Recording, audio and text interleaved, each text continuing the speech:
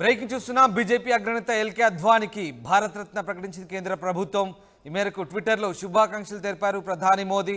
BJP అగ్రనేతలో ఒకరైనటువంటి అద్వానీకి Bharat Ratna అవార్డును ప్రకటిస్తూ కేంద్ర ప్రభుత్వం నిర్ణయం తీసుకుంది. భారతదేశంలో అత్యున్నతమైన ప్రతిష్టాత్మకమైన భారత రత్న అవార్డుకు ఎల్కే అద్వానీని ఎంపిక చేసింది కేంద్ర ప్రభుత్వం. బీజేపీ అగ్రనేతల్లో ఒకరు.